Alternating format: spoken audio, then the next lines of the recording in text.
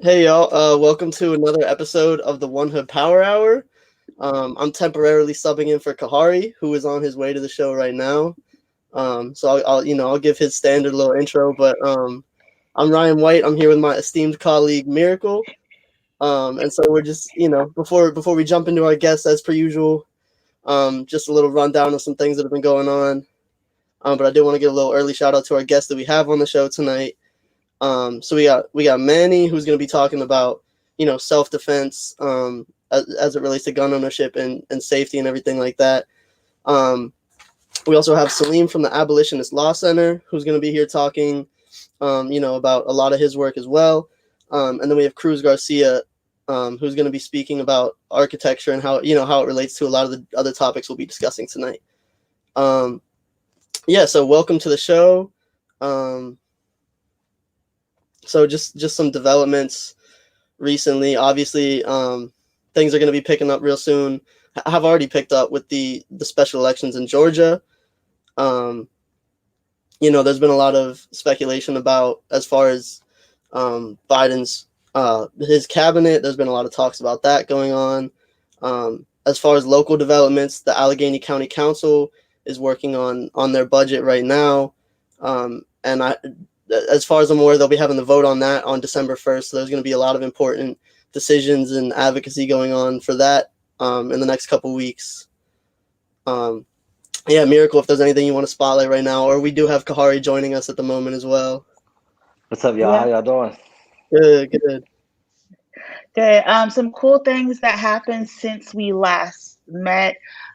Senator Joanna McClinton was basically voted on by her peers to head up the Democratic caucus in the minority position. She is the first African American woman to hold that position, and I believe it was the Senate Republicans. I forgot her name.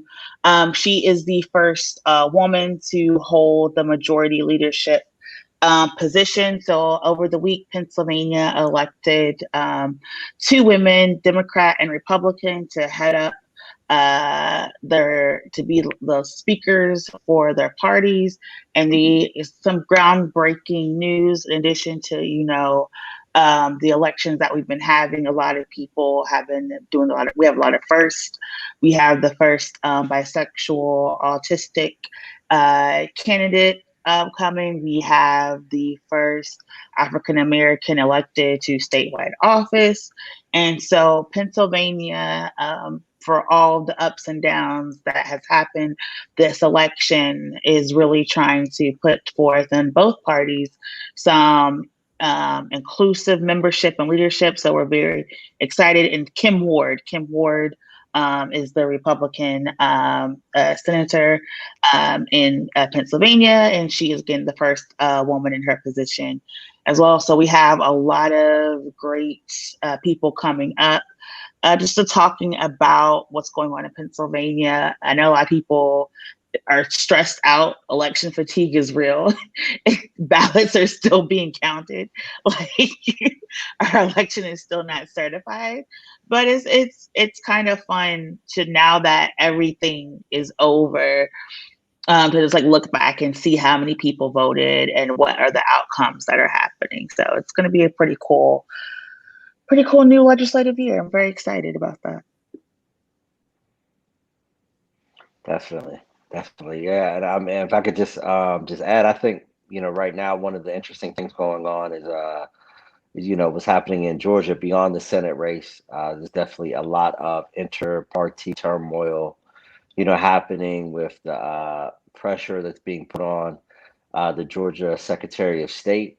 And there was actually a news report within the last hour or so that the Georgia Secretary of State has accused of South Carolina U.S. Senator Lindsey Graham of trying to basically compel him to disqualify legally cast ballots. And it's been running in various national news outlets over the past hour or so, which is a very serious, accusation. But as we know that the two sitting U.S. senators from Georgia did request the Georgia Secretary of State to resign his position, last week, which he refused to do.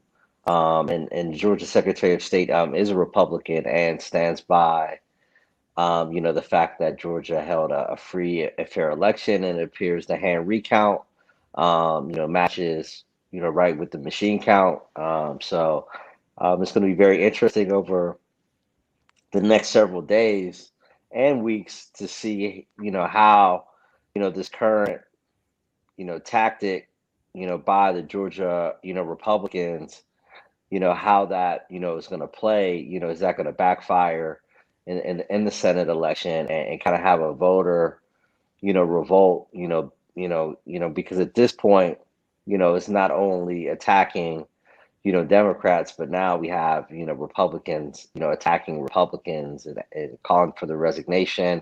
And I know the Secretary of State from Georgia was also, the target of a presidential tweet as well, and has gotten, a lot of, negative energy brought toward him, on the back of that. So I think it's going to be fascinating to see um, how the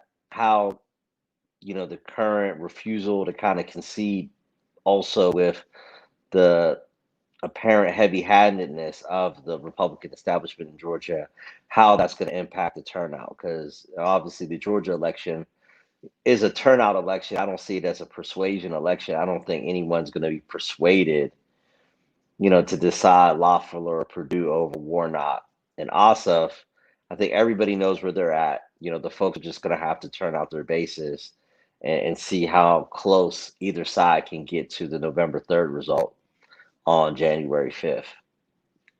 It's going to be, the side that's going to win. But that was the one thing that I was, paying attention to, today, because I think there's been so much conversation about so much of the campaign, and the election and the transition that I think that was just something maybe a little different that hadn't been covered as much, which still pertains directly to elections that have yet to happen. Yeah, and again, I know we had Insay on last week.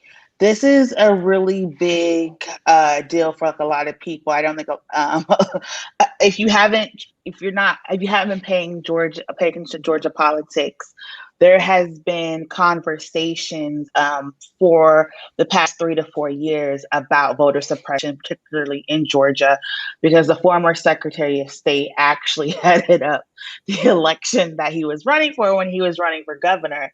And so there has been a lot of issues and mistrust in this educational system. And so there has been pressure being placed on the Secretary of State. One of the things that he did was clarify that people who have been released from prison are able to vote even if they're on probation and parole, even if they have outstanding fees and fines. So similar to Amendment 4 in Florida, Georgia allows people to vote as soon as they're out and on the street. And so that people were upset about that. They put out a lot of information about registering to vote, deadlines. People were upset about that, and kind of saying that he was working against the current Trump administration. There has been, really no proof here or there because he's just done his job. And a lot of people are upset that a lot of disenfranchisement has not occurred this past election cycle. And so that is where that is the backstory of what's going on here in Georgia. And we're hoping the flip side is that we get a lot of people educated and galvanized about this election. The downside is then we also are inviting federal investigations into this election that could actually upend Georgia politics, because if outside people are influencing the election, saying throw out votes that's illegal and unconstitutional, and that creates a huge investigation, corruption collision of which we've never seen that crosses state boundaries. And so we're hoping that this stuff gets resolved before January 5th, which is our election runoff here in Georgia. So we shall see. And sticking with Georgia, I thought it was interesting that the Georgia Democratic Party, kind of sent out a message to, progressive activists and Democratic activists around the country, who may have designs on, coming to Georgia to be on the ground to help out. They sent out a message today telling people to stay, where you're at, given the current, case count in Georgia and in the many states where people would presumably be coming from, which I thought was interesting as well. Given the moment they, and I would suspect that, the Republican Party is not, going to take those same precautions. And, I'm not really making an argument for or against, obviously I think, from a health standpoint, it makes a lot more sense not to, be on the ground. But, I think the returns and the results from elections in states across the country, I think it does show that the Republican Party did have a tremendous ground game, and we're on the ground in states early. So if, that could be, the Democratic Party putting themselves at a disadvantage, an understandable disadvantage due to the pandemic, but if they're not going to necessarily welcome boots on the ground to help assist with GOTV efforts, I think that is going to, potentially pose a challenge, when we know that the Republican Party is not going to take those same precautions, and with their efforts to turn out low propensity voters. I mean, yeah, well, we don't have the Medicaid expansion here, right? And some of our hospitals are already starting to be overwhelmed. So Right. having a uptick in COVID cases is going to be very, very, very, very telling and very scary. So I think that's one of the reasons why people are saying, wait, don't come here. Just wait till we get this under control. But you can still donate. You can still phone bank. Right. You can still call. You can still send out emails. You can still do postcards to get a New Georgia Project. Different organizations who are doing work, Black Lives Matter Fund, that will be out here to help folks. So we want people to understand that it's just, we barely have enough room in our hospitals for the residents of Georgia. And if thousands of people are going to converge here, it's gonna be a lot, because Georgia's also open. Like, we're fully open, bars, restaurants, clubs, concerts, all type of stuff. So, like, talking Right. about, we are a super spreader event, so. Absolutely. No, that's definitely a really tough call to have to make in that situation. But I gotta say it's probably the right one with how much. And again, I don't have the specific numbers for Georgia in front of me, but I know it's really bad down there too. We've been at pre-lockdown levels for the most part back. How the numbers were in like March, April, May. So and especially with hospitals being overwhelmed already, I think it's really a necessary precaution to take. It is a disadvantage as far as the election goes, but I think given how powerful those digital means of canvassing and of otherwise turning out the vote, how powerful those are, and those were proven to be in this last election cycle, and our organization is a testament to that. So it's definitely an obstacle, but I don't think it's by any means an insurmountable one. Right. Okay, so we're very excited about our show tonight. So before we get started, this is a disclaimer. This is just an educational conversation. We are not encouraging any acts of violence or telling or promoting anyone to buy a particular brand of weapon or use a particular means or methods of defense. We are just trying to have an informed, educated conversation about the options that are available to us as a community to keep us safe in a variety of ways. So we're going to have a conversation. There will also be descriptions and displays of weapons during the next hour. So if that is something that makes you uncomfortable or something that is a trigger for you, we definitely do understand. But this is a conversation that we feel is like necessary and timely for people to have. So joining us is going to be Manny, who is an elder mage of the Afro American Music Institute, a member of the Bucket Bell Fund, and of course, one of our One Hood artists who has a song that we will be showing at the end. Also joining him is going to be Saleem Holdbrook, who is the executive director of the Abolitionist Law Center, a community organizer, and a returning citizen who has been engaged in support and mutual aid work for the past, few years. And so we welcome both Manny and Saleem. Thank you so much for joining us. Thanks for having me. All right, so just to get started, there's been a lot of unrest, a lot of anxiety for the past few years, and it's really become heightened in the past few weeks surrounding, just possible threats of white supremacist violence. And so, in times like these, how do we keep ourselves and each other safe? Yeah, thank you, Miracle, for raising that and drawing the connection between the moment we're in, which I feel is there's a saying that you have to look to the past to prepare for the future. And it's almost an ironic twist of fate that 100 years ago today, our communities, Black communities in this country, were dealing with this same issue that we're dealing with today. 100 years ago, the country was gripped in a pandemic, the Great Flu pandemic of 1919, which killed millions of people around the world. While also that same summer, we have what is called the Red Summer in this country, where Black communities across the country, dozens of them, rose up in response to racist white vigilante terrorism, working in cooperation with police departments across this country.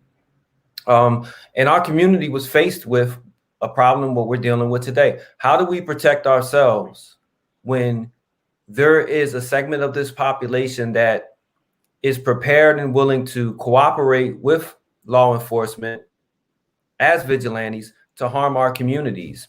And the way that we had to do that was we had to draw on mutual support systems that our communities had. We had to draw on the family. We had to draw on the community. We had to draw on our social support. Because coming up from the South during that era, we retained those social relationships. We retained those mutual support networks. Today, we don't have those, unfortunately, the way we had them back then.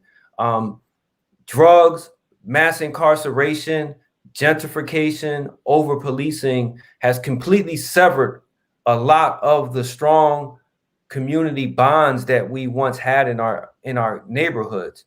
For me, as someone who came of age during the 80s, I could remember how suddenly and how catastrophic the shift was from one year, my community being a community that elders sat on the porch, watched children. It was not uncommon for someone else's parent to discipline you.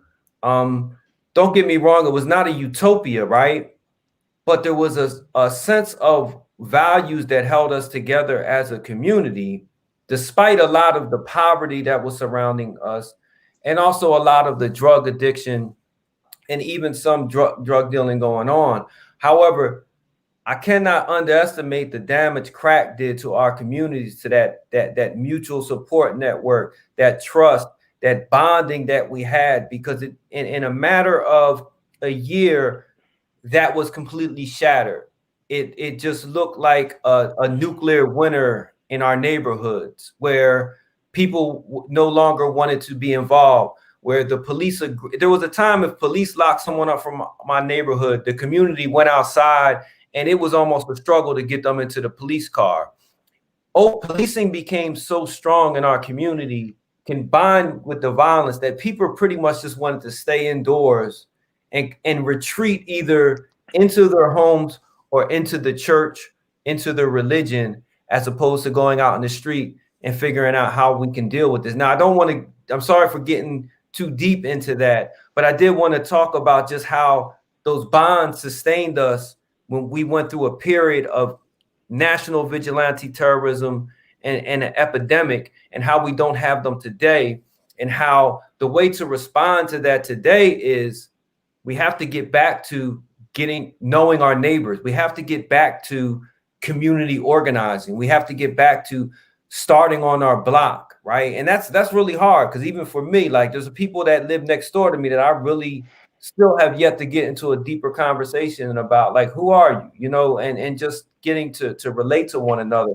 So that's one of the ways that we have to prepare to defend ourselves, because although 45 is out, right, he got 70 million votes. There's a tremendous amount of people that endorse that mindset that he had. Give them nothing, don't treat them nice, right?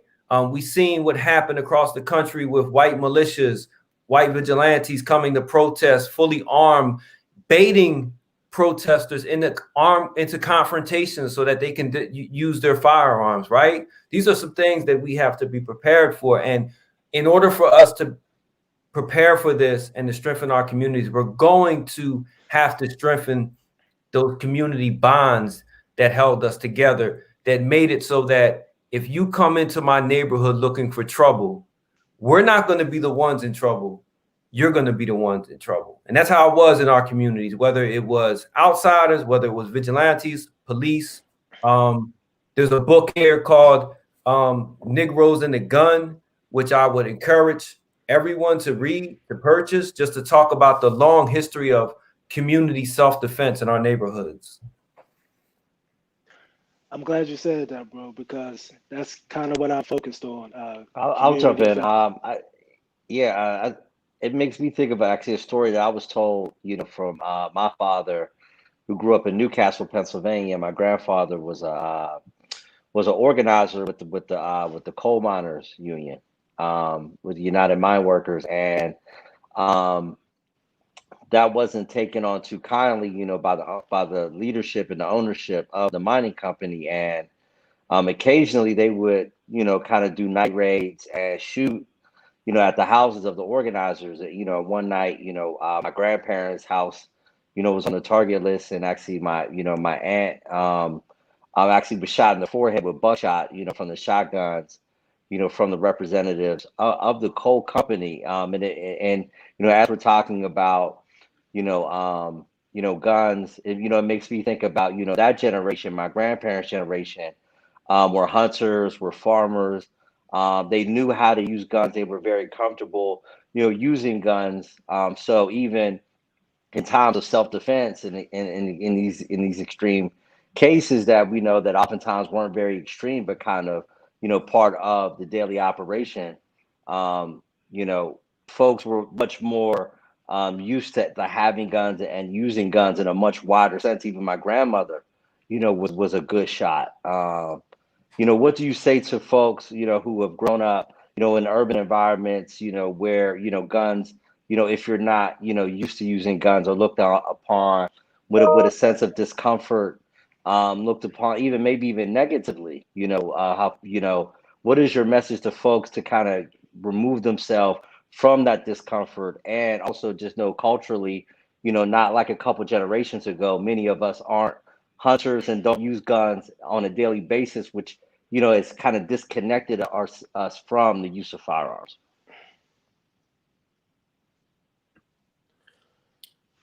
Can y'all hear me? Yeah, I would turn it over to Manny to talk.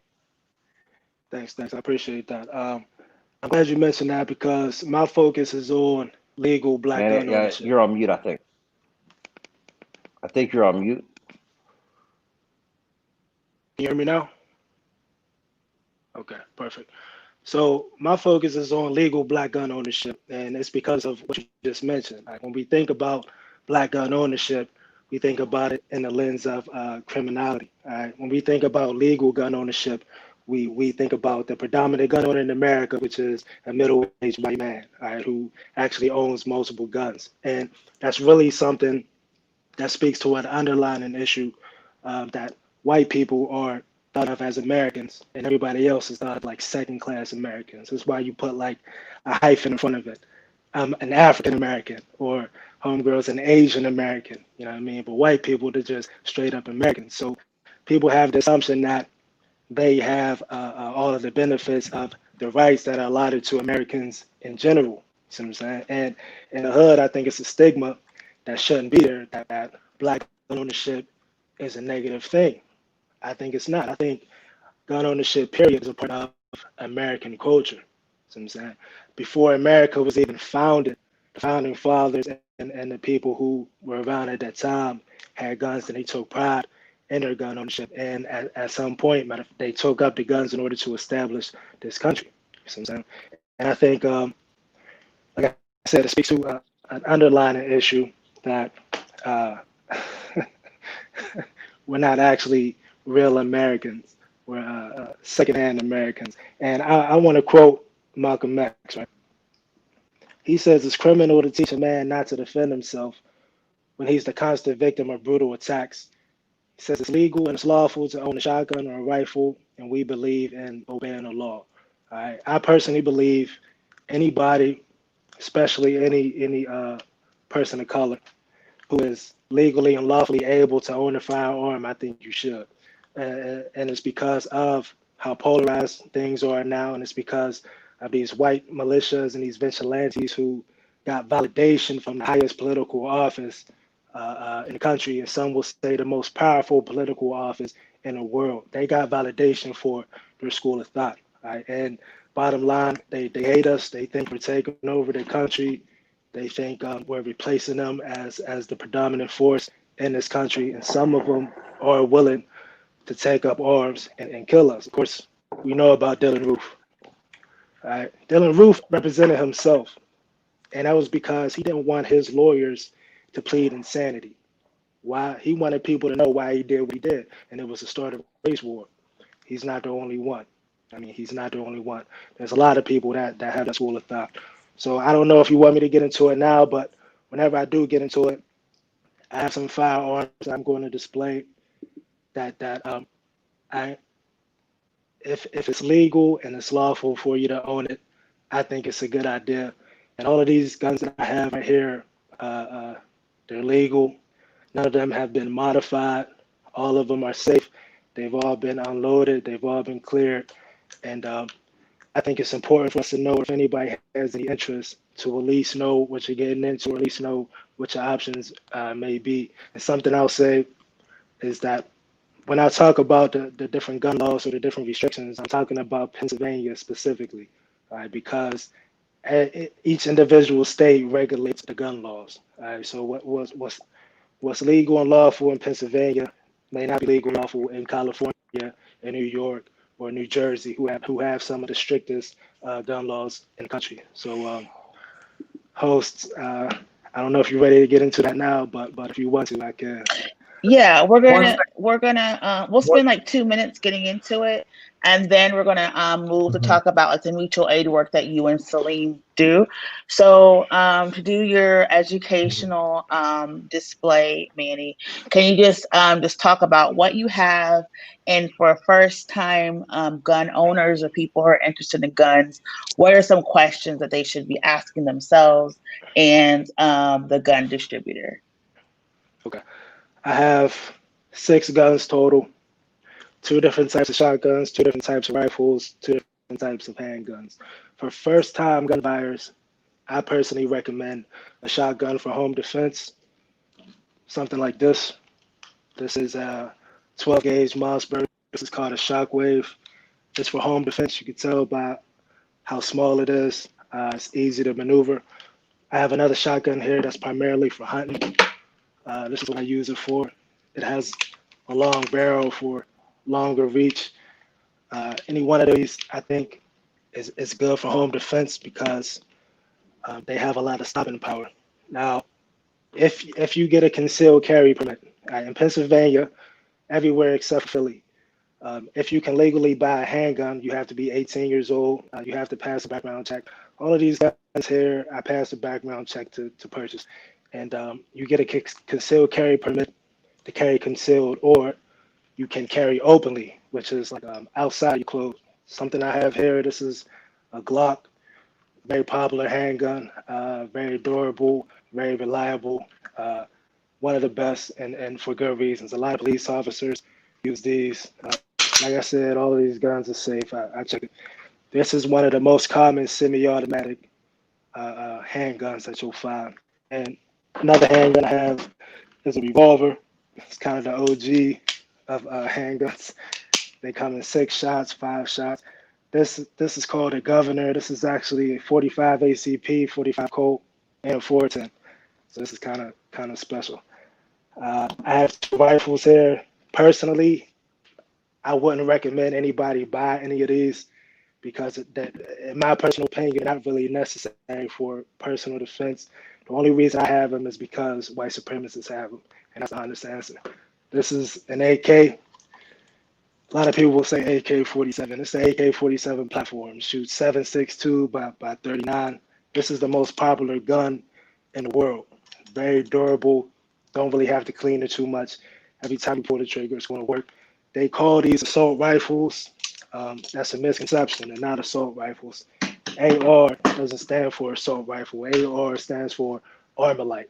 All right. Armalite is the one who, it's the name of a company who first developed this platform. This gun right here shoots 2.23s, shoots 5.56s, and this is like the favorite of the white supremacists, which is why I have it.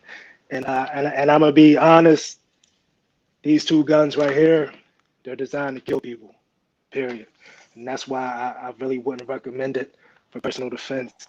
And like I said, the only reason I have it is because white supremacists have it. First time gun owners or buyers in Pennsylvania, you have to be 18 to purchase a shotgun or a long gun period, which includes shotguns and rifles. You have to be 21 to purchase handguns. You also have to be 21 to get a concealed carry permit. And if you can legally purchase a handgun, you can legally carry it openly. Except for in Philly. In Philly, you need a concealed carry permit to carry a handgun, period. Philly kind of has like different rules. But this is basically it. Well, if you go to a store, get a background or interested in your first purchase, you're going to do a background check. It's going to cost a couple $. Ask the person behind the counter what they recommend. Ask them what type of ammo they recommend. There's different ammo for different uses. Like I said, personally, I think 12 gauge shotgun for home defense works very well. And I would recommend either a Glock or something similar to a Glock, like something with a polymer frame because of how durable they are, 9mm or 380. But everybody's different. Everybody has different frames. I have a lot of big guns because I'm a big dude.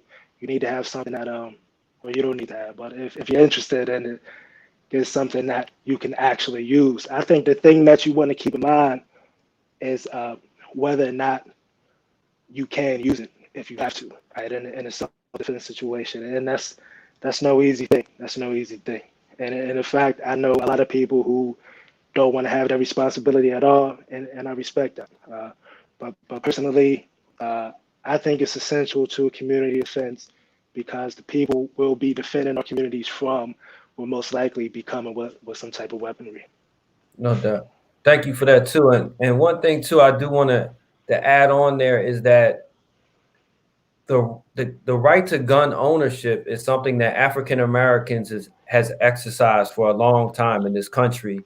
And even during the civil rights struggle, if you read books about many of the civil rights veterans from that era, they will tell you that the ownership of firearms has been something that the African American community has cherished, essentially because the reality for us is the state has not always been there to protect us. And oftentimes the state has been the one that has harmed us. So we've had to, from a standpoint of self-reliance, defend ourselves. And that's why the Second Amendment right has been cherished by African Americans for a long time in this country. And also too, we should look at self-defense as not just your civil right, as a human right. The right to defend yourself is a human right. It is inherent within you. Now, I want to make clear that gun ownership is not a human right. So make sure that you are in compliance with all the laws that are governing gun ownership in this state and in this country. But, you know, sometimes we do have a stigma about guns within our community, and that stigma is not something that has been around for a long time. That stigma, unfortunately, is because of the gun violence that's happening in our community. However, again, as someone who was caught up in that street life, I could tell you that many of the kids from my neighborhoods who came up in homes where firearms were respected, they did not get involved in a lot of the activity that I got involved in the streets. And oftentimes that comes from not understanding the harm that guns could have, especially as children, not understanding those consequences. So those are some things to think about before you purchase a firearm. Make sure you go through all of the safety checks. Make sure you store them away from children in your house. But also, you should also educate your children about them. I could tell you that, you know, I know people who educate their children on firearms when they have them. Like, these are not things to play with. Stay away from them. And when they reach an age, then they immerse them more into the culture. But there is nothing wrong with African Americans, Black people owning firearms in this country. And I feel as though that we should, as a community, we should defend the Second Amendment just as much as we defend our voting rights and our First Amendment rights to free speech. Absolutely. Yeah, I thank you for that. And as we move to also bring in Cruz Garcia, who is a Puerto Rican artist and architecture who works to build, you know, a anti-racist, decolonial world.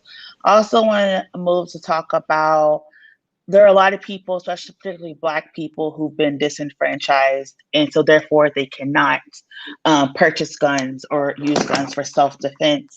And Saleem, you've been very big in the past few weeks with like the Free Ant movement of galvanizing mutual aid so that communities support themselves. So I was wondering if you could just talk a little bit about like how mutual aid works and how that builds a coalition, and then we'll move over to Cruz to talk a little bit more about community and architecture and how that is used to keep people safe as well. Yeah, I'm glad you raised that point, because a lot of times we think about self-defense, we automatically think, I need a gun, firearms, right? But that's probably just 5% of what self-defense is, right? Because self-defense, again, is ensuring that you have a community to defend, and you have those community bonds within that community that believes that those bonds, those values are worth defending. In Philadelphia, because of the pandemic and then the uprisings around police, for me, it has probably been one of the time in my life where our politics of self-determination and self-reliance has been actualized, right? Because we had to. So we saw each other getting together during the pandemic to make sure that seniors within our community were okay. We had daily checkups. We were financially struggling. We created mutual aid financial pools where we would dispense money to people for groceries.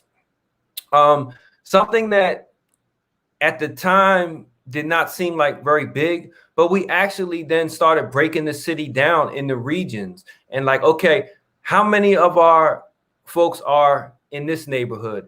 You know, how many of them are over here in Southwest Philly? How many are in North Philly? How many are in Delaware County? Okay, are y'all in communication with each other? Do y'all have contingency plans, right?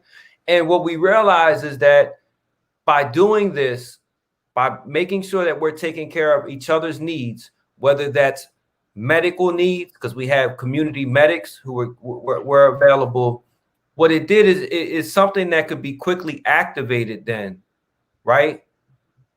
For an emergency, right? Think about Katrina, right? I always think about Katrina when I talk about the need for us to have neighborhood emergency support committees, because when Hurricane Katrina devastated New Orleans, there was no government, there was no fire department, there was no Navy. I mean, for 2 weeks, people were on their own, right?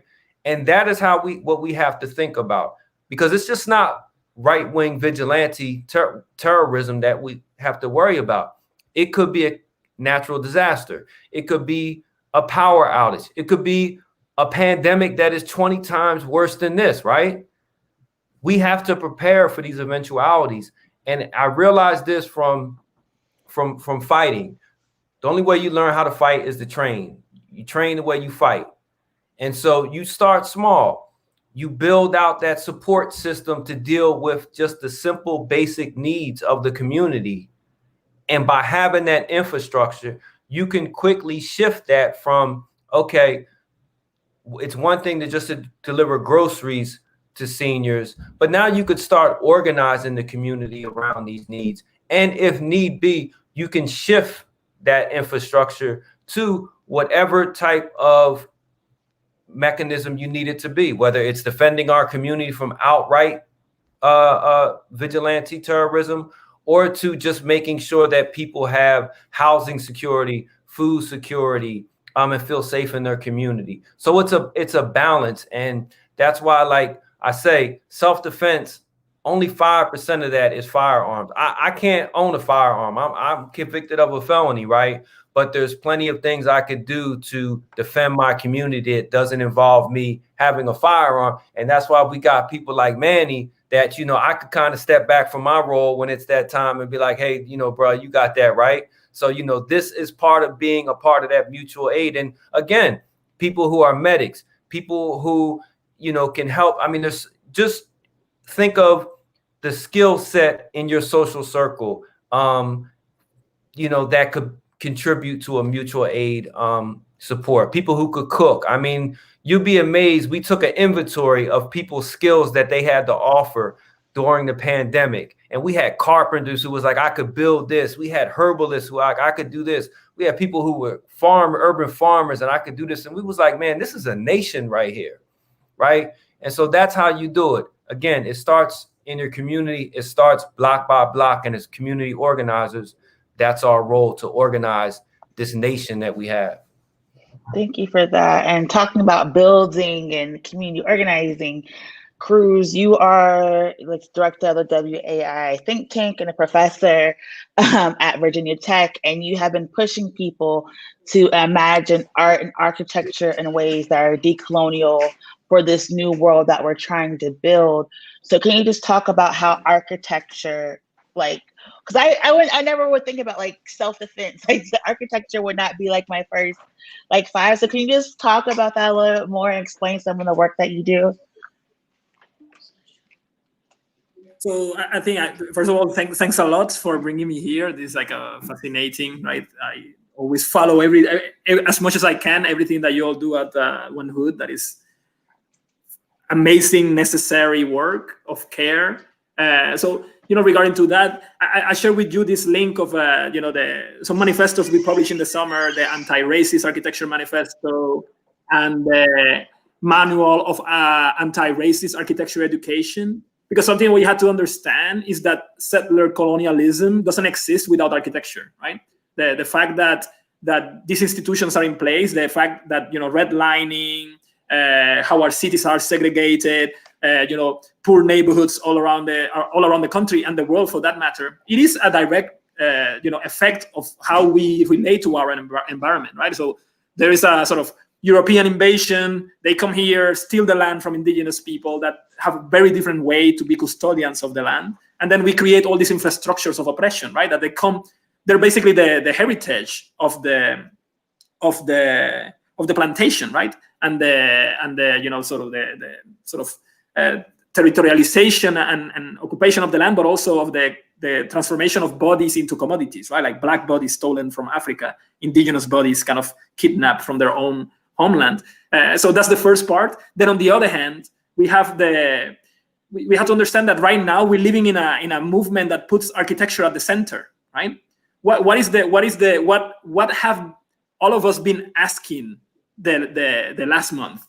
The abolition of prisons, right? And policing. Prisons are buildings, right? So in the same way that schools are buildings and universities are buildings that are sometimes funded by the same money, prisons are you know, an architectural question. So in a way, the military uses architecture as a way of training, but also as a way of occupation too. So understanding how this is at the center of all of our struggles is really fundamental. So architecture talks about architecture, and the environment shouldn't be just for architects and professional people, right? Because we are all affected by it. We are all segregated by it. We all live in buildings or are affected by the construction of buildings.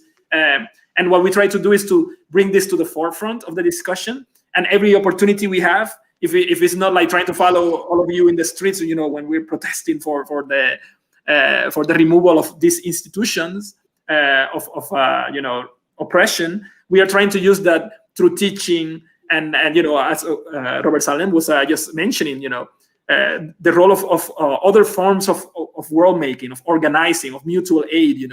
Everything that you were explaining just now, about New Orleans, exactly the same in Puerto Rico, right?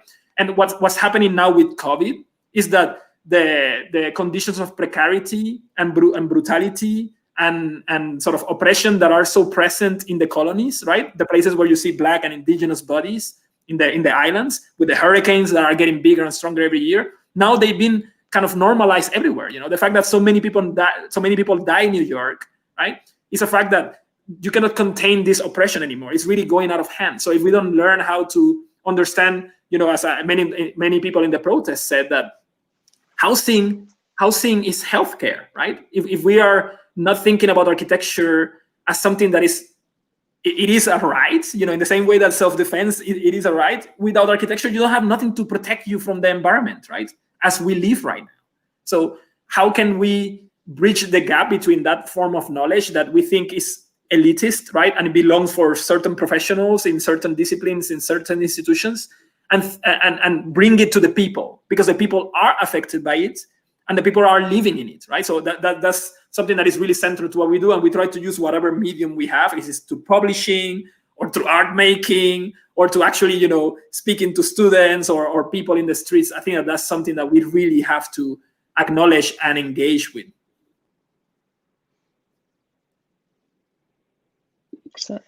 And that's pretty cool. And can you talk about a little bit what the think tank is and what you all do? And we shared the links for your manifesto and your educational manual. I moved from Puerto Rico to Belgium in 2008 in the middle of the financial crisis, and I met my partner, my wife there, and we were both wondering, there's something wrong with architecture that is so reliant on the economy but not on the people. And we decided that if we wanted to practice, we had to have something else that is not just the typical architecture studio. So we made this place called Way Architecture Think Tank, and the Way stands for What About It? And it's basically you have to question everything you're doing. So it is not enough that we provide a service, right? Because if somebody tells you, you had to build a border wall that divides Mexico with US, or you had to build a prison, or you had to build a building for policing, or you had to work with Jair Bolsonaro or with Donald Trump, that's not what we're for, right? So how can we be architects and designers but not operate under those premises? So that's what the think tank has been doing. And working with whatever media we can find, from making children's stories about architecture and questioning power to teaching in universities, but also teaching with kids in neighborhoods, to try to design buildings for schooling, for different forms of schooling, where, for example, we have some projects where students learn through farming and art making. Or also we created in the summer this in March, but in the summer we run a free online trade school where anybody can join and learn from many different practitioners from all around the world, South Africa, Belgium, Brazil, to learn about architecture from a critical point of view, right? So it's not like you have to go to college to get a degree, but actually you can actually learn from these forms of knowledge that are there present, and they may be emancipatory, right? So that's pretty much what we try to do. So we use whatever platform we have. We have the luck to work with universities and with museums and stuff like that. But our ultimate goal at the center is anti-capitalist, right? And anti-racist. And we're looking for ecological justice. So we try to also always have things that operate outside of these sort of institutions that are known for accumulating wealth, but also for accumulating knowledge.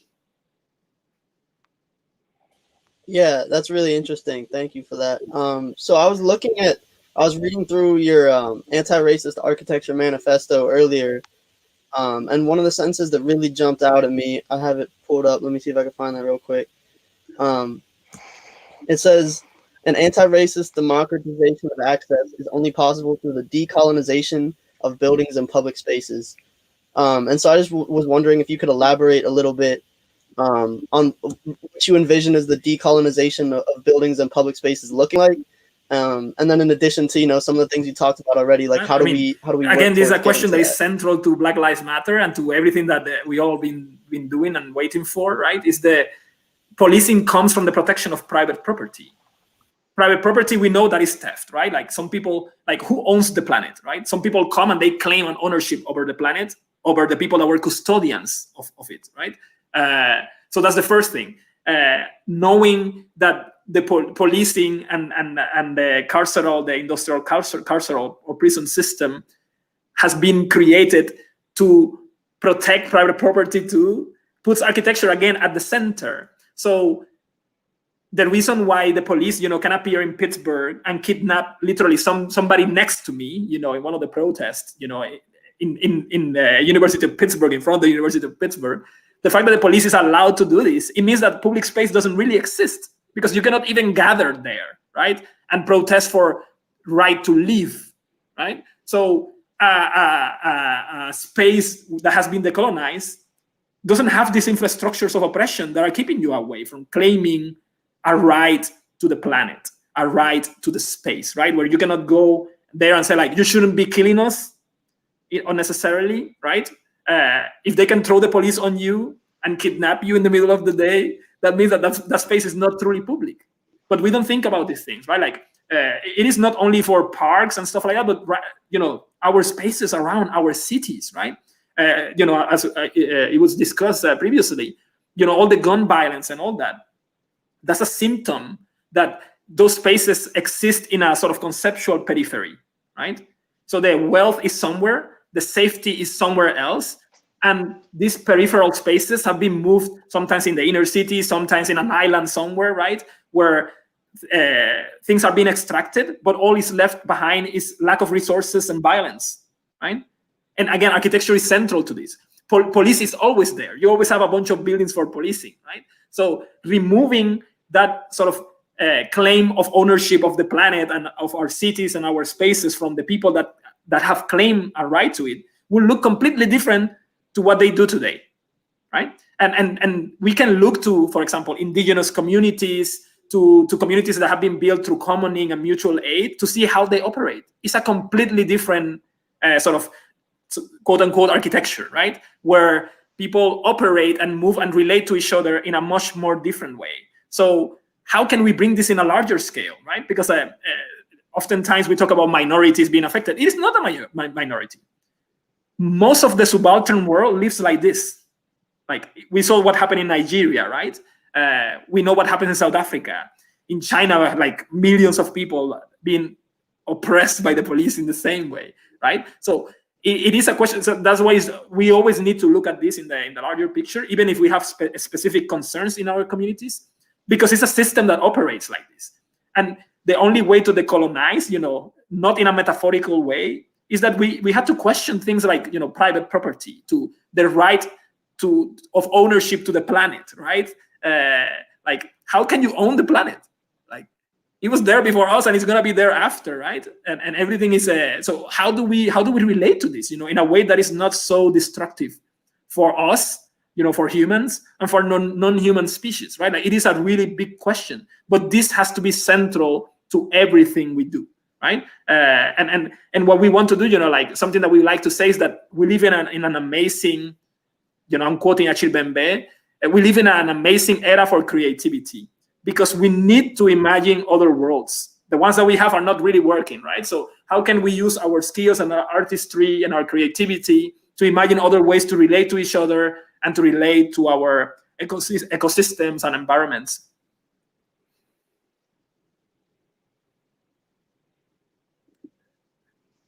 Yeah, thank you. No, I appreciate it. That was a lot, and we're talking about relating to each other and other ecosystem Manny, one of the things that you've done, right, I guess what, the past like year maybe or more, is you've helped out with like the Bucket Bail Fund that's actually working to get people out of jails, sometimes prisons, and to be established and safe at home.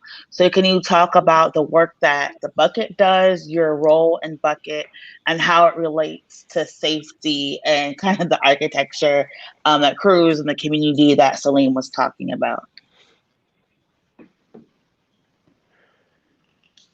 And I'm glad homie Cruz was talking about architecture, because I never really thought about like the jail is a building. I mean, it sounds simple, but it makes a lot of sense. So Bucket was formed after guy, his nickname was Bucket, his name was Frank.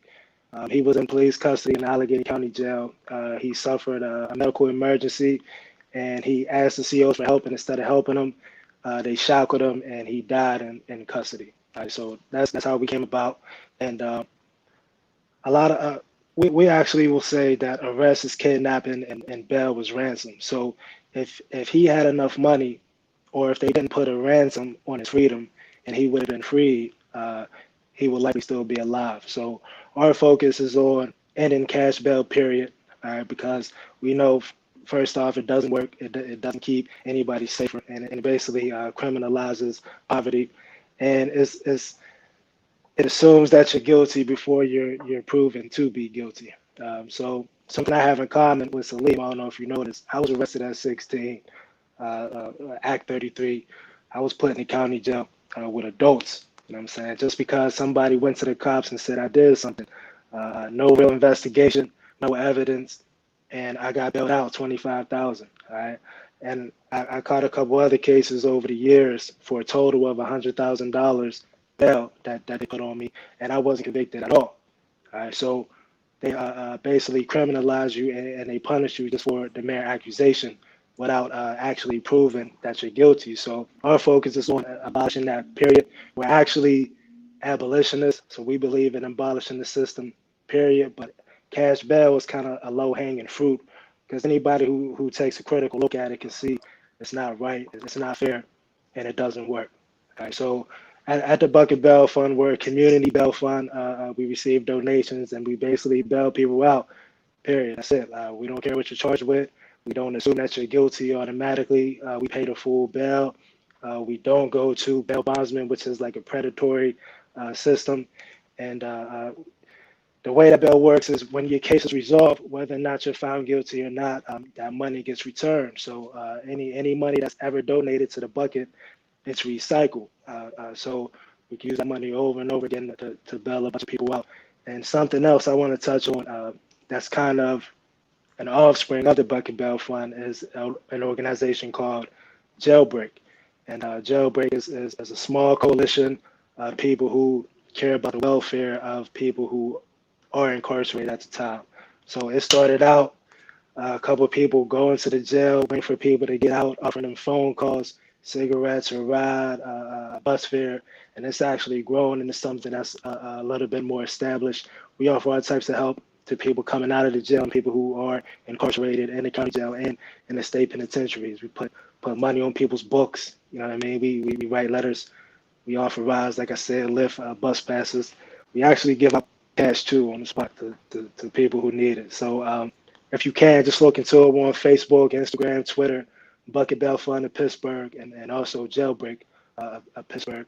And basically, like I said, the way the system is working now is they assume you're guilty before you're proven to be guilty. And a lot of cases can last 2 years. I'm saying a lot of my cases lasted like 2 years and out on bail for something I didn't even do. You know what I mean? Like my mom put her house up one time, $50,000. No evidence, just because somebody went to the cops with a story and they assumed I was guilty. Just like they assume if a black man has a gun, it's illegal. So, Bucket Bail Fund Pittsburgh, we are abolitionists, but we're primarily focusing on ending cash bail, which Joe Biden said he would do, believe it or not. Believe it or not. So if I believe in politics, press him to stay true to his word. You know what I mean? Any way we can. I do want to say one more thing. I want to quote Frederick Douglass to kind of wrap this up. He says, "A man's rights rest in three boxes: the ballot box, the jury box, and the cartridge box."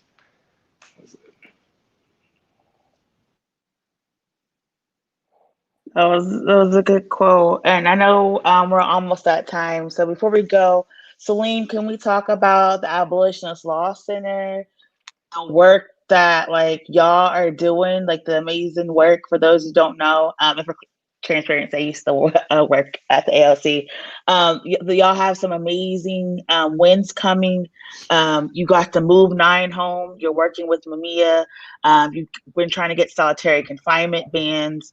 And you're working on getting some people home. So you can just talk about what's going on and share a little bit of your story. Yeah, thank you, Miracle.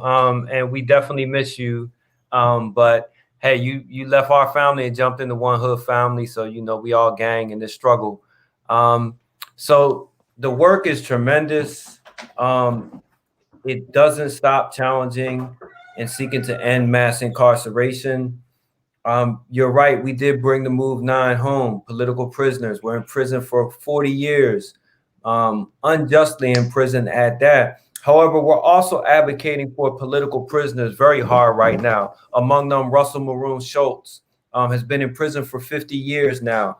And it's really important to emphasize this, that the last time there was a national uprising around police violence, police terror in our communities in the 1960s, it was Russell Maroon Schultz, it was Mumia Abu Jamal, it was Joseph Jojo Bowens who answered the call of their generation and went out into the streets, fought against police terror. And many of them are still in prison today, 51 years later. They are the casualties of the civil rights and Black liberation movement of the late 1960s and early 1970s. And so we're advocating very hard for their release. Russell Maroon Schultz actually has COVID right now. He's 77 years old. Again, he's been in prison since 1971. For us, we're not going to debate the merits of their incarceration.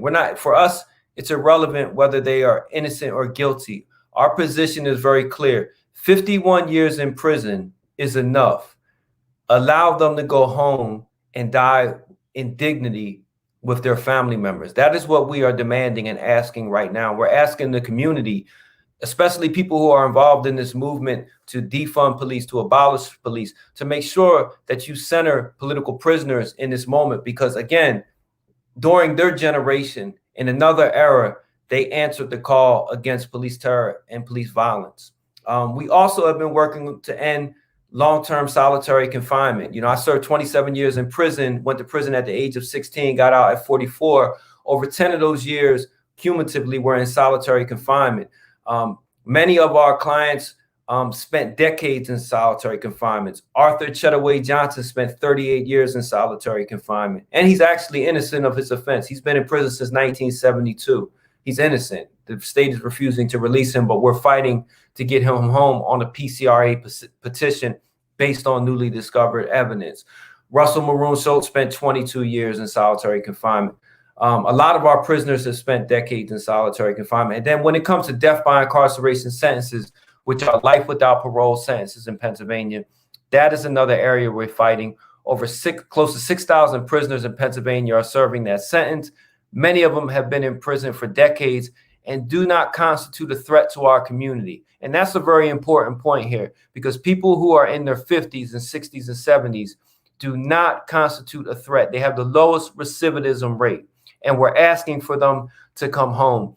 The other area, and this is relevant to both Pittsburgh, where y'all are at, and Philadelphia, where I'm at, Abolitionist Law Center, we are suing police for their violent response to peaceful protesters in Pittsburgh and also Philadelphia. So we've answered the call on both ends of the state, right? So we're suing the police in Philly for their police riot on peaceful protesters on 52nd Street during the national uprising around George Floyd.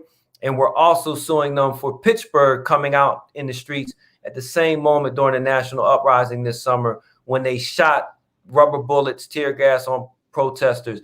This was done on both ends of the state. And I'm very proud that we were able to step in and, you know, respond to that and represent victims and also hold the police accountable for state violence, right? They should not get away from that, right? And so I'm very proud that we were able to step in on that. And, you know, those are some things like right now, you know, Miracle dropped something in the chat, but that is something that we're asking. You know, it's hard to be a law project taking on these unpopular causes. And right now we're in the middle of a fundraising opportunity. So if folks could blast out our fundraising, direct them to our Facebook page and our Abolitionist Law Center website, you know, that would be appreciated. But these are just some. And Miracle, you know, that's just the tip of the iceberg. I mean, I could go on and on and on. I mean, when it comes to mass incarceration, this impacts every household within our communities, right? But also on the other end of it, when it comes to harm, when it comes to violence, right? I'm someone went to prison at the age of 16 for being involved in a drug-related homicide as a lookout. But my family also I lost 2 cousins in 1 year to violence who were murdered, right? So I'm not uncommon.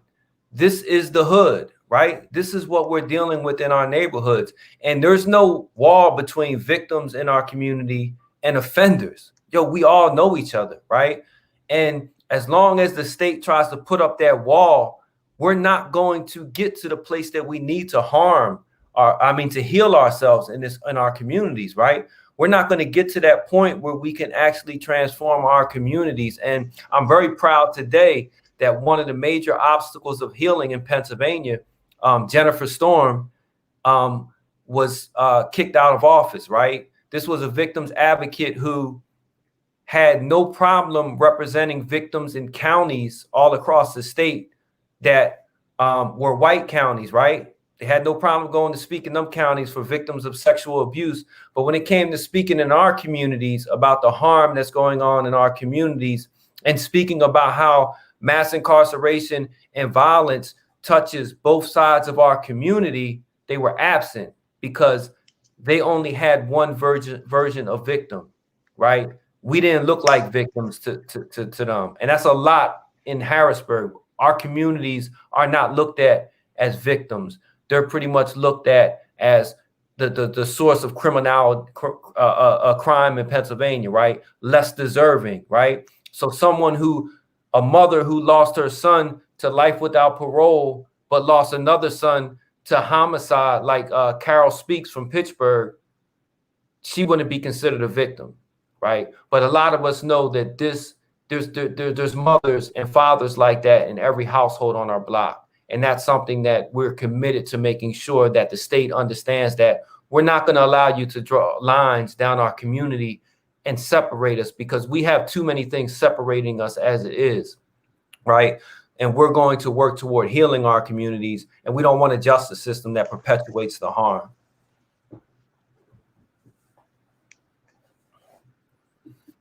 Yeah. And as we wrap up, we're talking about healing. I wonder if everyone can go around and just talk about, like, at this time, what brings you joy or what gives you hope, and how people can get in contact with you if they want to donate, volunteer, hire you for a speaking engagement, have you as a professor. So, like, what gives you, joy and hope, happiness, whatever positive feelings, and how can people contact you?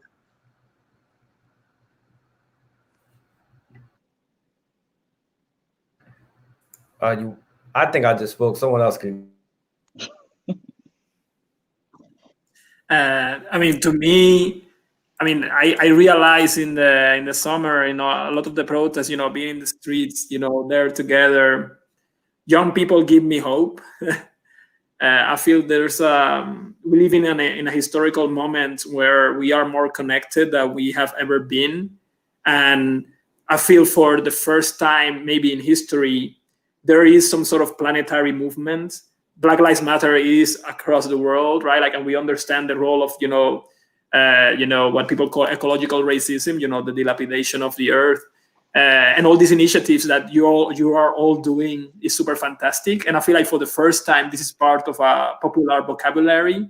So it gives me hope when we can do, projects and engage with people, young people, and older people that are trying to engage also with the future, that change may come because people want it and there's no other way out. And doing all this, speaking around the world, we come from a lecture in Illinois. Next week we have one in Johannesburg. These platforms of online communication are allowing us to bring mutual aid and networks of solidarity beyond boundaries that have been created anyways, by this settler colonial state. So I feel that we are living in a really unique moment, and I'm hoping that we don't lose traction. So that brings me joy. That sort of possible imaginations of solidarity, and seeing all those people, like non-Black people, like marching in the streets and being there, that was really fascinating to me. To see all the, like, our students, right, that are questioning, their background, they're questioning where they're coming from, and I feel like they're really willing to talk to their families. That make a change. So that brings me joy and hope in a way. And if anybody wants to reach out, our email is in the waithinktank.com, and we are always looking forward, finding ways to collaborate. And if you need to donate something, donate to to all these amazing organizations that you're presenting here, because that's where the money really needs to go.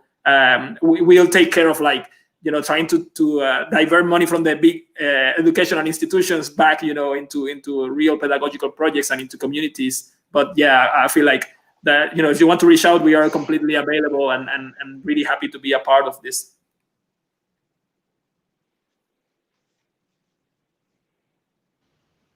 All right, I'll speak. I think seeing the resilience in people gives me hope. People aren't just rolling over, bowing down, and accepting injustice. You know what I mean? That really gives me hope. And as far as, like, contact, I ain't nobody special. You don't want to talk to me, but go to bucketbellfund.org or go to jailbreakpgh.org. At any dollar that you could donate, or not even just money, if you can donate any time or services, or even like old clothes or food, anything that you could do that's going directly to people in need who are impacted by incarceration and this system of injustice.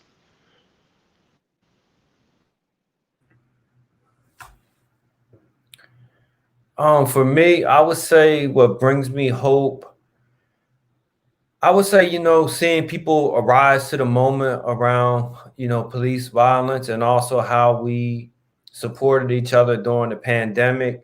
But just immediately, what really gave me some hope was, I'm a member of the Black Philly Radical Collective in Philly, and a lot of the organizers from the collective have been really leading a lot of the direct action campaigns on the street of Philadelphia since the summertime. And one of our comrades was arrested, singled out by the United States District Attorney for the Eastern District of Pennsylvania, one of Trump's appointees, and he was arrested 1 week before the election. The United States District Attorney gave a press conference talking about this is related to left-wing extremist violence. Notice they didn't arrest any of these white vigilantes, but they arrested some street activists who was very vocal and criticizing police. He faced a 60-year sentence, and the community responded immediately, rallied, raised money, started support committees. The legal committee got on board, and through pressure, we were able to get him out on pretrial bail. Now, the fight still continues. His name is Ant Smith, but the fact that we were able to mobilize and bring him home, for me, just was a very empowering moment for our movement in Philadelphia, and something that I'm proud of being a part of. And it was also a message to other activists out there that when we said that we were not going to allow a new generation of political prisoners to be formed or abandoned at this moment, people saw that not only did we talk the talk, we walked the walk.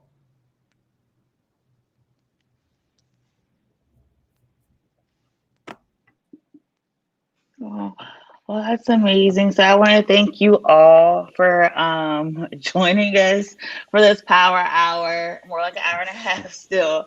But we appreciate it. And so you can feel free to leave the studio. Kahari, Ryan, and I are just going to do our weekly roundup. But thank you all so much. We enjoyed you. And of course, we're going to have you back on the show No again. doubt. All right. Peace, y'all. Thank you. Peace. Peace. Thanks Thanks a for lot. joining us. Yeah, and we're still going to show Manny's video as our outro because we know we fancy. But yeah, so that was like a good show, right? Yeah. Absolutely, yeah. A lot of great information, very timely.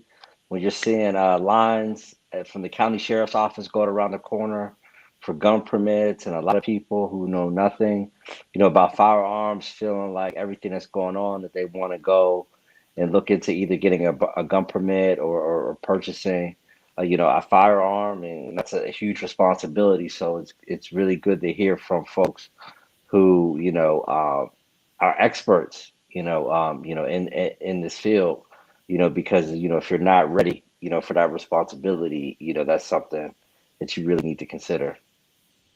Most definitely. Yeah, and I also really appreciated Saleem's point that gun ownership really is only like, Right. 10% of self-defense. There's so many other individual and community-based mechanisms that can be in place that really, serve that same cause. So I thought that was really dope as well. Yeah, because I'm one of those people, I don't like guns. Like it's just not for me. Yeah. And so I really appreciate like the communal self-care, like show up for each other aspect. Absolutely. But I do know there are a lot of people who were like, there was a couple reports that like Black women are like the number one growing market for gun ownership. A lot of people are worried. And so how you feel safe and how you keep each other safe, I hope you all receive some different opportunities, a different path for you to take from the show tonight. Definitely. All right. So as always, I'll do our One Hood media roundup. We have some cool things going on for tomorrow for what Black Pittsburgh needs to know. We will be talking about with Dr. Kathy Elliott and Wanda Henderson, just about education here and Pittsburgh, the equity reports, and what's being done for the equity of Black children. We're still having a lot of twists and turns with our current educational system. Tomorrow at 6 p.m., myself, Roop, Jasiri, and Treble, we will be at virtually Penn State Greater Allegheny talking about the pandemic, protesting, poetry, and politics. That's tomorrow at 6 p.m. If you go to our social media, you will see the link to register. On Wednesday, we have This Week in White Supremacy, Wednesday at 6. And then Jasiri is going to be on Thursday having an online music event, just talking again with Penn State Greater Allegheny Thursday at 7, just talking about music and art. And so we're very excited to have like a really good week of shows for you all. Again, if you want to be a guest, if there's a topic we have yet to discuss, please reach out to us. We are One Hood Power on Facebook, Instagram, and Twitter. We will be getting our YouTube and our other links out by next week. So please reach out to us. We are here as a resource for you, and we thank you so much for tuning in every week. Absolutely. On behalf of my colleagues, Ryan White and Miracle Jones, this is Kahari Mosley, and great job, Miracle, for executive producing tonight's episode. Great job, and we'll see you next Monday. Take care.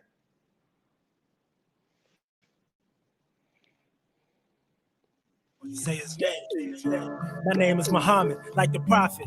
I believe in Allah, so I guess I'm Islamic. But say that in America, and they don't hear you, they fear you, because they've been made to equate Islam with terror. But every day I see myself in the mirror, and damn, I ain't nothing special, homie. I'm just a man. I'm just living life, trying to do the best that I can. Guess they feel what they don't understand. Maybe I should Dylan Booth their ass. Study in a random Bible class. When it's over, cock and shoot their ass. Won't even ask for forgiveness, save the grace for mass. Pass the bulletproof vest and the whopper fast. I'll Dylan Booth their ass. Study in a random Bible class. When it's over, cock and shoot their ass. Won't even ask for forgiveness, save the grace for mass. Pass the bulletproof vest and the whopper fast. You know I always felt marginalized, despised, which I'm sure the black people ain't a surprise. So I would think it was my race at first.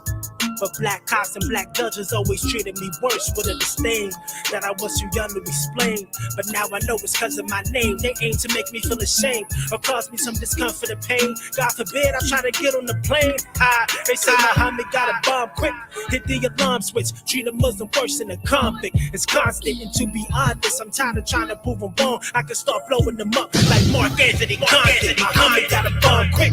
Hit the alarm switch. Treat a Muslim worse than a convict. It's constant. And to be honest, I'm tired of trying to prove them wrong. I can start blowing them up like Mark Anthony Compton. But should I go get my rifle from out the attic, convert it to automatic, and bust it like Stephen Paddock, made him panic. And watch as they run away in the panic, might as well, cause they already treating me like a savage. So I should go get my rifle from out the attic, convert it to automatic, and bust it like Stephen Paddock, let him have it. And watch as they run away in the panic, might as well, cause they already treating me like a savage. But you probably wouldn't like that. Cause it's noble to fight Islam, but evil for it to fight back. We think we're on the right track. You think it's a crisis, cause you think that every Muslim is a member of ISIS. Okay, but if I may, is every Republican a member of the NRA? Is every white Christian a member of the KKK? You ask them that and they don't know what to say. They